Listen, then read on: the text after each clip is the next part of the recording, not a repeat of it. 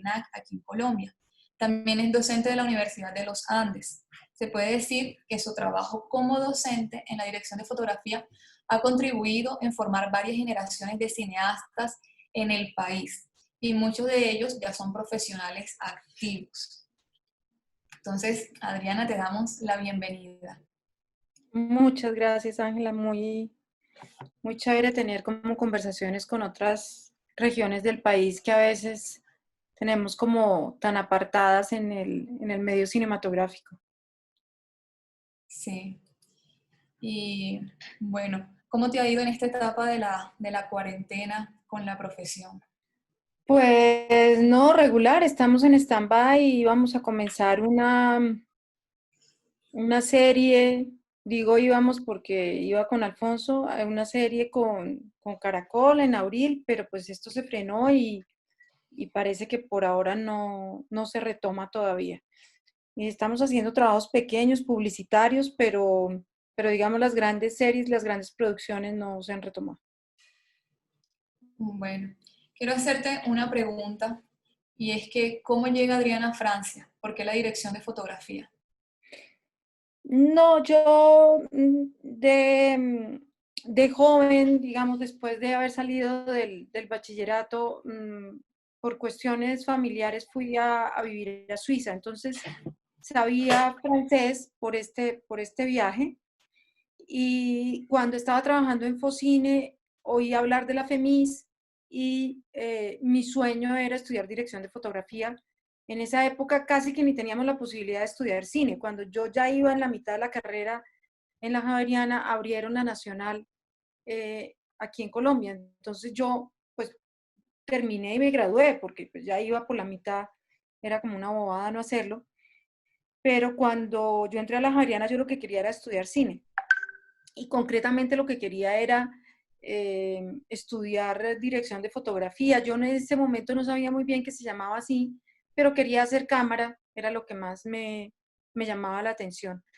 Y entonces ya estando en Focine, ya trabajando en Focine, eh, salió una convocatoria para una beca de la FEMIS. Cuando uno entra a la FEMIS, tiene que entrar becado, no, así tenga mucha plata, no puede ir porque su papá le pague o porque uno la pague. Entonces, nada, me apliqué a la beca eh, y pasé, pero era un curso de verano, era un curso muy corto. Y ya estando allá, pues dije, no, esto es lo mío y yo quiero venirme para acá. Pero entrar, como les digo, al curso regular de la FEMIS es muy difícil. El concurso dura más o menos 6 a 7 meses, porque tiene diferentes etapas. Entonces me dediqué a pasar el concurso.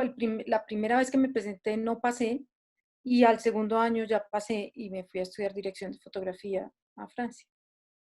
Eran en francés, ¿verdad? Las clases. Sí, todo era en francés. Eso fue como la ventaja, era que como yo ya sabía francés, pues pude aplicar, si no, era muy difícil. Pues no se puede, todo es en francés. ¿Y cómo sentiste esa diferencia entre lo que estaba haciendo la cinematografía en Colombia y lo que fue en ese momento en Francia? Pues cuando yo me fui para Francia, el momento de la cinematografía en Colombia era un poco desafortunado, porque eh, cuando yo me fui para Francia estábamos cerrando Focine. Era como el fin de Focine, entre otras cosas porque habían nombrado a Maruja Pachón, em, la hermana de Gloria Pachón, que era a su vez la esposa de Galán. em, la habían nombrado como para darle un nuevo aire, para despertar a Focine, para convertirlo en algo mucho más productivo, porque había estado como bajando, estaba como de capa caída, y a ella la secuestraron, cuando los secuestros estos famosos que hizo Pablo Escobar. Entonces, al ella secuestrarla, la decisión fue cerrar a Focine. Y a mí me toca como ese cierre de Focine. Entonces, pues lo que a mí me toca es realmente como la decadencia de un proceso, el cierre de un proceso. Y evidentemente, pues Francia siempre ha sido un país, uno de los países mm, más, digamos, con mayor producción de cine y con una escuela, con una historia de buen cine, de cine diferente al gringo. también se hace mucho mal cine, pero digamos, en términos generales es como la resistencia al cine gringo, es la contraposición en términos de lenguaje y de estructura al cine gringo, y pues Francia pues siempre ha sido un sitio de formación de artistas muy, muy fuerte. A mí me parece tan curioso que cuando vamos a estudiar cinematografía, lenguaje audiovisual, siempre nos vamos por el cine europeo, pero cuando vamos a hablar de las clases de guión, es por el cine estadounidense, es el que más se estudia en ese caso. Bueno, cuéntanos un poquito cómo fue. No he estado en clases propiamente de guión, pero es verdad que las dos estructuras sirven. Sí, es que más que todo cuando se estudia para ser guionista, en mi caso que hice una maestría en guión, lo que siempre tratan de enseñarnos, a uno le explica para que aprenda de todo un poco, pero siempre se centra en lo clásico, lo que va a la fija, lo que le va a gustar a todo el mundo. Entonces, todos los estudios se basan en los guiones de las películas norteamericanas. Sí, aunque yo ahí tengo una teoría y es que el gusto es una cosa que se forma. Entonces, como la cinematografía gringa ha tenido tanto, digamos, tanto auge y se expande por todo el mundo, el gusto de la mayoría de la gente está muy alineado con la estructura gringa. Pero uno aprende, es como cuando uno aprende, yo se los decía tal vez a ustedes cuando tuvimos el diplomado en la Universidad del Magdalena, y es que uno aprende a ver cine diferente y aprende a gustarle ese cine diferente. Es como cuando uno aprende a tomar vino. Nosotros no tomamos vino porque nuestra base es el aguardiente y el ron. Entonces no tomamos vino. Entonces cuando probamos el vino todo nos sabe igual. Pero si uno va conociendo y se va adentrando y le van mostrando y le van diciendo, no le sabe como a madera, no le sabe como a uva, no le sabe como a, tiene unos aromas de melocotón o no sé qué, y uno prueba y va encontrando esos olores y ese gusto. Entonces es simplemente porque no tenemos esa cultura. Nuestra cultura fílmica ha sido gringa. Como ha sido gringa, nos gusta lo gringo. Y lo otro parece que no nos gustara. Pero en la medida en que conocemos, en que entendemos por qué, en que nos formamos el ojo y el oído, pues vamos entendiendo otras cosas y nos va gustando también. Entonces, por eso un solo tipo de estructura de guión es un poco extraño, que a los 10 minutos tiene que pasar esto, que a los 15 esto, no siempre, pero hay que estudiarlo de todas maneras. Sí, igual si uno no lo prueba, no va a conocer esas cosas nuevas y nos vamos a quedar siempre en lo mismo. Entonces, si Exacto. acostumbramos a ver, que yo también he tenido la oportunidad de tener estudiantes y lo digo, que es que si no prueban esas cosas diferentes, no van a aprender a hacer nada diferente. Nos vamos a quedar con lo que siempre conocemos y lo que está haciendo todo el mundo. Totalmente. Bueno, ¿cómo fue ese regreso en el 98 cuando volviste a Colombia? Pues ese regreso fue bueno porque yo que sí creo que sigue habiendo mucho machismo en nuestra profesión. De todas maneras, cuando yo llegué no lo sentí, porque lo sentí sí, como asistente de cámara. Yo alcancé a hacer asistencia de cámara muy poco. Cuando digo muy poco, yo creo que ni un año, 6 meses por ahí. Y ahí sí había un poquito pero ¿por qué esta mujer está cargando tantas cajas? Pero de hecho lo dijo alguna persona como, es que me siento mal verla cargando cajas y yo acá era el director y entonces no me la vuelvo a mandar. Bueno, listo, entonces no me volvieron a mandar a ese grupo. Pero unas cosas como un poco tontas, pero sí había un poquito de resistencia.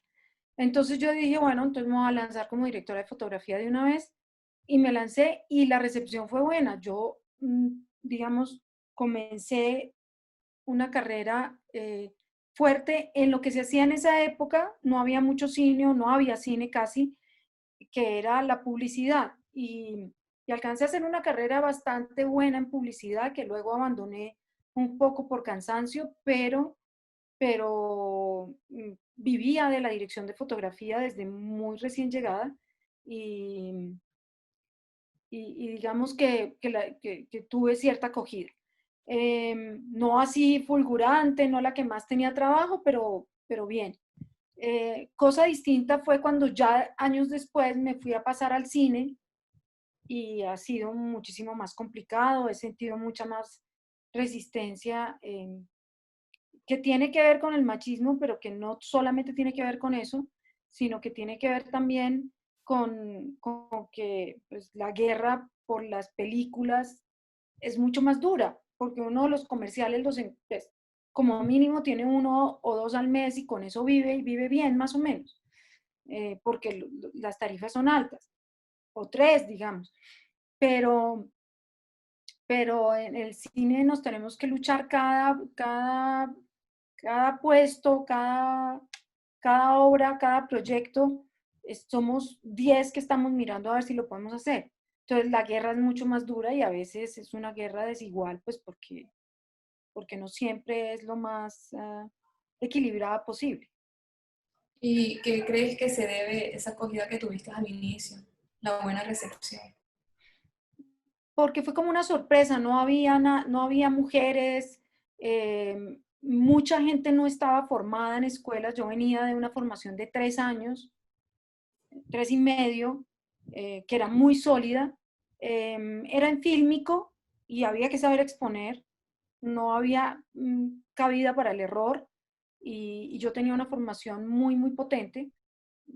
Digamos, si yo puedo decir que hay una fortaleza en mi formación en Francia, eh, pues es todo, es la cultura y es una cantidad de cosas, pero realmente técnicamente la fortaleza más grande era la exposición.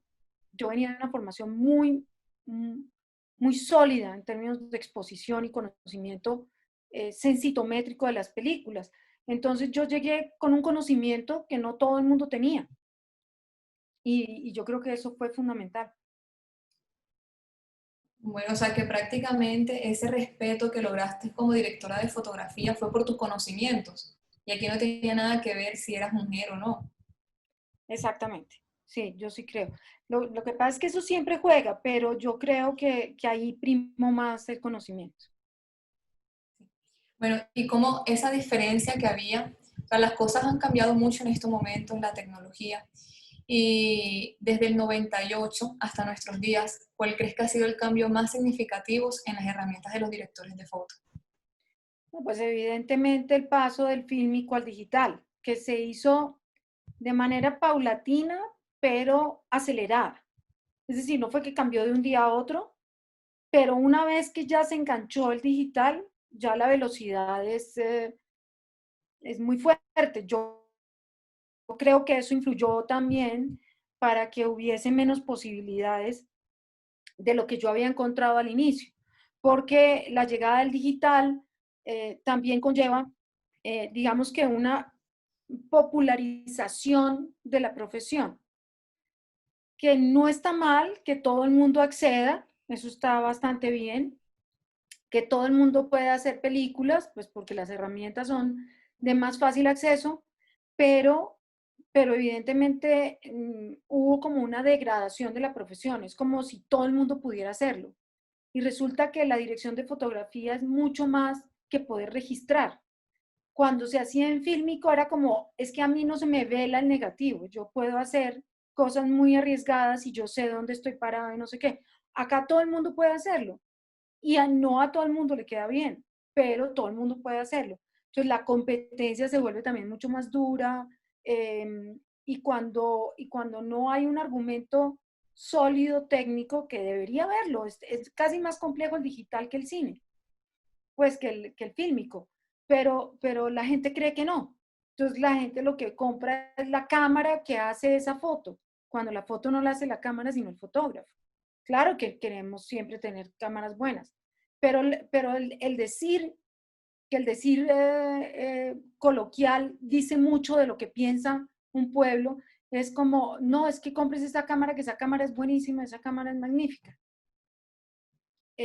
Chévere la cámara, pero la fotografía es mucho más que eso, es concepción también de la idea, es el encuadre, es la mirada, es la construcción lumínica, son muchas cosas como para que lo reduzcamos a que es una cámara la que lo hace. Esto me recuerda mucho a algo que pasa aquí en Valledupar Y es que, bueno, el cine apenas está emergiendo, las cosas son nuevas y hay muchas personas que se han dedicado a la fotografía fija, al fotoreportaje, y como están emergiendo estos cuentos de los cortometrajes, los videoclips y demás, se están dedicando a la dirección de fotografía. Pero entonces, ¿cuáles son esos componentes que le hace falta a un fotógrafo para convertirse en un cinematógrafo? Yo diría que hay muchas cosas que son muy parecidas. Eh, Porque realmente, por ejemplo, en exposiciones estamos muy cerca. Un fotógrafo como un director de fotografía tiene que tener una mirada sobre la realidad y una reinterpretación de esa realidad con lo que yo quiero decir, es decir, con mi punto de vista. Y en eso puede estar parecido, pero en iluminación no. La iluminación realmente marca la diferencia fundamental entre la dirección de fotografía y la fotografía fija, o la fotografía en movimiento y la fotografía fija. Y es que, primero, tiene que tener muchos más componentes en consideración. Y segundo, tiene que abarcar muchos más espacios, porque mientras que yo tomo una foto acá, en este punto, en la fotografía en movimiento es posible que la cámara gire y vaya para allá y venga para acá, y ya no es un solo punto el que yo ilumino. Y además no tenemos, las luces de fotografía fija son luces eh, continuas, ya, digamos, que es como un instante que se ilumina, mientras nosotros tenemos unas luces que son permanentes, ¿no? Y que tienen unas variables muy amplias. Entonces, no es un flashazo, es construya una iluminación que recree todo un ambiente y en el que yo pueda, evidentemente con cortes y con retoques y demás, pero en el que yo pueda moverme por ese espacio. Ahí hay una gran diferencia que yo creo que quien se vaya a dedicar a la dirección de fotografía tiene que evaluarla como tal y, y aprenderla. Ah, que un fotógrafo fijo tiene un pedazo del camino ganado, sí, sin duda, pero no es lo mismo. No, no. A mí me llaman muchas veces, yo hago fotos para mis cercanos, digamos, mis amigos y tal. Pero a mí me llaman muchas veces para decirme, ay, no, como tú eres fotógrafa, ven y me tomas unas fotos. Y yo soy súper respetuosa de la fotografía fija. Lo primero que yo digo es, qué pena, yo de eso no sé. Y sé mucho, sé cómo es la exposición, a mí no me va a quedar una foto mal expuesta. Sé lo que es la mirada sobre la realidad, sé lo que es el punto de vista, que para mí es lo más fundamental de la fotografía. Pero, pero yo no sé usar un flash, yo no, es decir, hay cosas que son diferentes y yo creo que cada uno debería tener el respeto por la otra profesión y es no abordarla si no está completamente seguro. Entonces, pues evidentemente hay que aprender. No es muy difícil, pero hay que aprender. Bueno, para ti, ¿qué es lo más importante en la imagen? ¿El color, la iluminación o la composición? Pues es imposible separarlos. Yo no creo que uno pueda decir que hay algo más importante, porque es el todo, ¿sí? Pero si tú me dijeras, bueno, Adrián, pues que tienes que escoger una cosa, yo diría la composición, porque realmente en el lenguaje audiovisual, si estamos hablando solamente como por belleza estética, una fotografía hermosa y no sé qué, el todo, no, indudablemente.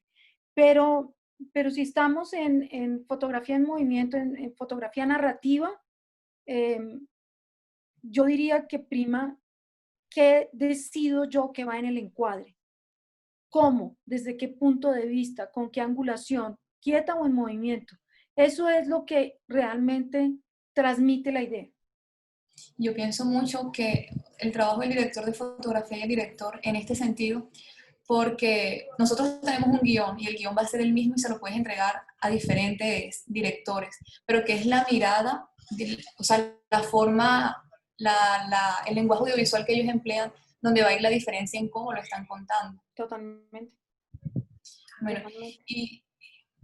y, ahora que tú hablabas sobre conocer los equipos y la evolución a lo digital, ¿cómo es tu relación con los DIT? ¿Tú cómo te llevas con ellos? ¿Siempre los tienes en cuenta o prefieres estar tú sola?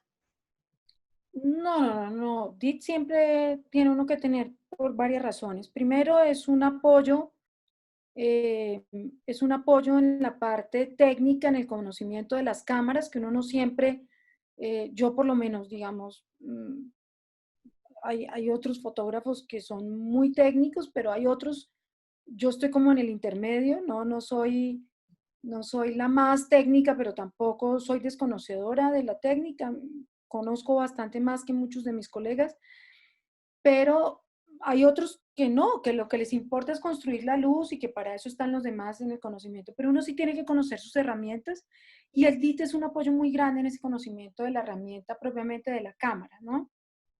Eh, pero, pero yo creo que la llegada del digital ha hecho que, em, que haya como una confusión entre las profesiones. Pero estoy hablando de gente que tiene un nivel altísimo, que se mueve muchísimo profesionalmente, que no sé qué, y tiene confusión. O sea, yo le he oído decir a DITS como, no, yo estoy ahí ¿para qué? Para vigilar o para velar porque la exposición esté bien. No, no, no, no, no. La exposición es una cosa que le pertenece única y exclusivamente al fotógrafo, no al DIT.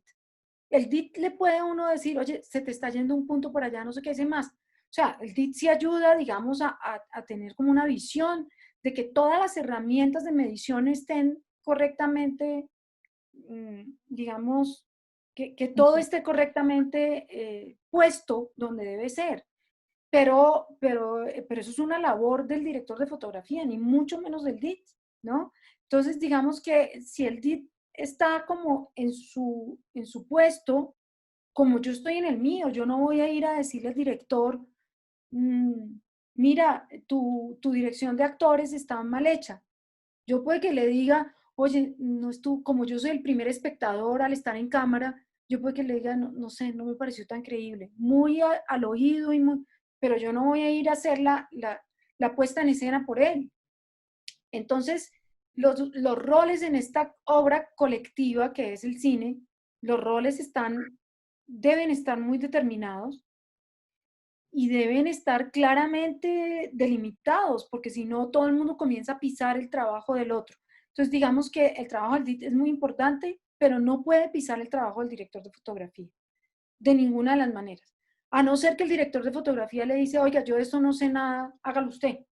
Pero pues no debería ser así, porque una de las razones de ser del director de fotografía es la exposición. Entonces eso le pertenece. Y digamos que el manejo de los datos es una cosa súper importante. Yo entiendo que un DIT no es solamente un data manager, pero yo en ningún rodaje ahora me voy sin un DIT, porque está como la parte técnica y el manejo y salvaguarda de los datos, que es fundamental, porque es que si se borran, no hay nada. O Terrible. si, o si no se hace el backup como debe ser, o si lo que sea. Bueno, Adriana, para ir cerrando ya en este momento, queda habilitado el chat para que hagan preguntas. Y mientras tanto, te voy a preguntar, ¿cuáles son esas 3 películas que debemos ver antes de morir? Pues eso es muy difícil porque hay muchas, pero uno siempre tiene sus preferidas. Digamos que yo tengo un especial aprecio por David Lynch y una de mis películas favoritas y que no me canso de ver y que la veo una y otra vez y que la analizo una y otra vez y que la miro una y otra vez es Mulholland Drive. Sin duda, para mí una de las obras maestras digamos, de la cinematografía contemporánea. Y luego me gusta mucho El piano de Jane Campion. Es una mujer que hace una película absolutamente sensual, eh, bien narrada, con unos personajes muy bien delimitados. Y bueno, y últimamente, pues me gusta mucho, no sé, últimamente me gusta mucho Sorrentino. Entonces, no sé si Juventud o La Grande Belleza, tal vez La Grande Belleza. Vale. Bueno, y la última pregunta algo para resaltar en esta temporada de la Semana del Cine, porque es importante que se hable de cine en Valledupar. Es importante que se hable del cine en todos lados, porque el cine el cine es súper potente. De todas las artes, el cine probablemente es la que más, sobre todo en la actualidad, es la que más le pega directo a las entrañas del espectador. El espectador, digamos, uno mira un cuadro y se puede maravillar con él y se le pueden aguar los ojos y todo, pero nunca, tal vez la música sí, le mueve a uno todo el ser. Y el cine tiene eso, y es que uno va a ver una película y uno llora con el protagonista, uno ríe con el protagonista, uno baila, o sea, están bailando y uno siente que está bailando. En fin, tiene un poder como de empatía con el espectador que es muy, muy fuerte. Entonces, en términos sociales, el cine es, es realmente catártico. Esto lo ha dicho mucha gente, pero digamos, yo soy una ferviente creyente de ese tema. Poder contar nuestras propias historias y poder resolverlas en una obra cinematográfica hace que socialmente haya un movimiento muy fuerte de sanación o de recuperación o de identificación. Entonces, que el cine esté en todos lados es poder hablar de nuestra historia y poder narrar nuestras propias vivencias y hacer nuestras propias transformaciones. Por eso, cuando se hizo la ley de cine, la 814, las personas que la construyeron tenían un especial interés en que hubiese cine en las regiones. Y por eso se creó el INI, que era en un principio imaginando nuestra imagen. Porque tener una representación propia de nuestra imagen y podernos representar nosotros mismos como somos es muy, muy importante para una sociedad. Entonces, como en Valledupar, como en el Amazonas, como en no sé, en Nariño, en el Cauca, en el Chocó, en la zona Caribe toda, o en la zona andina, es importante que haya una reinterpretación de nuestra realidad. Bueno, aquí hay una pregunta de Rafa. Dice, ¿cuál es el método de Adriana para construir la planimetría con el director de una película? Pues yo no podría llamarlo método, pero una cosa muy importante que yo me he dado cuenta que falta es que cuando a uno le entregan un guión, parece increíble lo que voy a decir, pero hay mucha gente que no se lo lee a conciencia, sino que es por encima. Vaya usted a hacer lo que usted vaya a hacer dentro de una película, el guión debe ser leído, releído, señalado, subrayado, analizado minuciosamente. Y, y ahí y es muy importante que esté claro de qué estamos hablando. Siempre que uno aborda una película, debe tener claro de qué se habla, pero esto se debe decir en una sola frase. ¿Cuál es el interés de esta película? Va a hablar de las relaciones sociales, del bullying, es decir, identificar el tema. Y una vez que uno ha identificado el tema, uno puede servir de apoyo. Yo me imagino que cuando él habla de la planimetría, como habla del director, está hablando es del shooting, del guión técnico. Entonces uno le ayuda al director a hacer el guión técnico, que es una responsabilidad, digamos, del director, pero que no hay un mejor compañero de camino que el director de fotografía. Y ahí uno le puede decir, mira, pero si aquí lo que queremos es resaltar el hecho de que él está perdido y que él está angustiado, porque no hacemos esto, porque no giramos alrededor de él, o porque no construimos una luz un poco contrastada en este momento, porque, es decir, le ayudamos a construir la imagen. Bueno, tenemos otra pregunta, nos queda un minuto. Si tuvieras que poner en porcentaje de importancia entre el dominio de lo técnico versus lo narrativo y conceptual, ¿qué debe dominar un fotógrafo? ¿Qué porcentaje le pones en tu trabajo para cada cosa? ¿Estarías de acuerdo en que la técnica, una vez dominada, pasa a un segundo plano y prevalece más el ojo del fotógrafo? La técnica nunca pasa a un segundo plano. Nosotros somos creadores técnicos, no solamente somos técnicos, pero digamos que en ninguna otra arte la técnica, hay un desdén por la técnica y hay una separación. El escultor tiene que aprender a tallar el mármol, tiene que aprender a lijar ciertos materiales, el músico tiene que aprender cómo se toca el violín y hay una técnica para tocar el violín, cualquier cosa que toque, o la batería, ahora que hace poco me vi de nuevo Whiplash, y hay una técnica muy precisa y milimétricamente estructurada, pero esa técnica solamente tiene razón de ser y sirve para representar algo conceptual que yo quiero decir, para expresarme estéticamente. Entonces, digamos que van de la mano. Ninguna tiene más poder que la otra. Ahora, aquellos técnicos que se vanaglorian, que saben todo el menú y que saben no sé qué dice más, pero que no tienen nada en la cabeza para transmitir y no tienen nada que decir, pues tampoco sirve. Van de la mano. Es nuestra técnica, es cómo nosotros nos expresamos y cómo todo un equipo se expresa a través de nosotros, porque finalmente lo que queda es lo que está en la imagen. El arte que se hizo está en esa imagen, el encuadre y la fotografía está en esa imagen y la puesta en escena y lo que el director quiere decir está en esa imagen. Bueno, una última pregunta que hay aquí. De Juan Valenzuela, ¿cómo fortalecer el trabajo como director de fotografía en momentos como este, donde son pocos los proyectos que se realizan?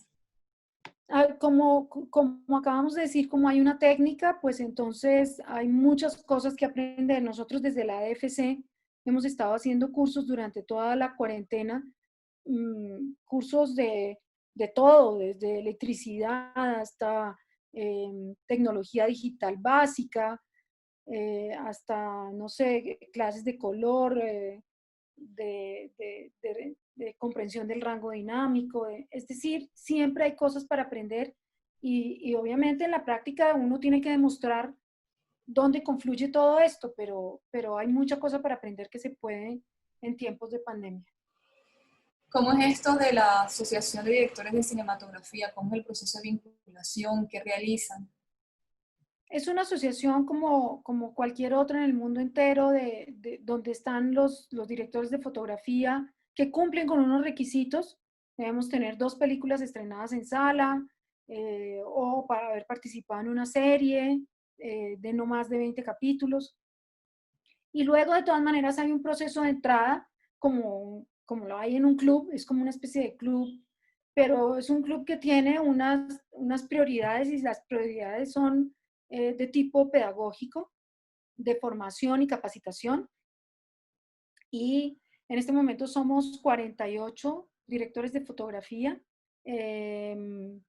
Y hay directores de fotografía que todavía no llenan los requisitos, pero que quieren ser parte de la asociación, entonces entran como miembro adherente, no tienen derecho a la sigla, es decir, cuando uno firma una película dice Adriana Bernal ADFC, y que eso da un goodwill, y bueno, y tiene una cosa valiosísima, que pertenecemos a las dos federaciones internacionales, una latinoamericana que se llama FELAF, y la más grande, una internacional que se llama IMAGO, donde están todos los países europeos y Estados Unidos. Y a ambas pertenecemos nosotros. Bueno, hace tiempo me había surgido una pregunta hablando con los chicos del Consejo, y es que si tú crees que hay una diferencia en la luz del Caribe a la que hay en el resto del país. Sí, porque hay menos nubes. No, porque el sol en nuestro territorio colombiano llega casi siempre igual, muy desde arriba y muy rápida. Y esto es muy difícil de manejar, que venga desde arriba. En Europa el sol viene desde acá. Entonces es mucho más fácil manejarlo y gira así. Aquí viene así y esa luz cenital es muy difícil de manejar. Pero tiene menos nubes que en Bogotá, entonces hay un cambio en la colorimetría por cuenta de las nubes. La luz acá es más como azulada y la luz del Caribe por cuenta de que vemos más el sol es más cálida, un poco más amarillenta. Sí hay una pequeña diferencia, pero en términos generales trabajar la luz en Colombia es muy difícil. Bueno, Entonces, muchísimas gracias, Adriana, por compartir todos tus conocimientos con nosotros, por esta oportunidad de tenerte de cerca. Muchas gracias a todos por asistir. Esperamos que esto haya sido de provecho para ustedes. Y nuevamente les damos las gracias a la Oficina de Cultura de Valledupar, al Consejo Departamental de Cine y Audiovisuales, a la Alcaldía Municipal por hacer este evento posible. Entonces, Bueno, los gracias. invitamos a que se conecten esta noche a las 6 de la tarde. Vamos a estar hablando con Yesid, un sonidista, y durante toda la semana tenemos diferentes invitados para que puedan compartir un poco con ellos. Entonces, bueno, Adriana, Bueno, saludos muchas a Alfonso, gracias y saludos a todos. saludos al profesor Parra. Vale, con mucho gusto. Gracias a todos. Hasta luego. Hasta luego.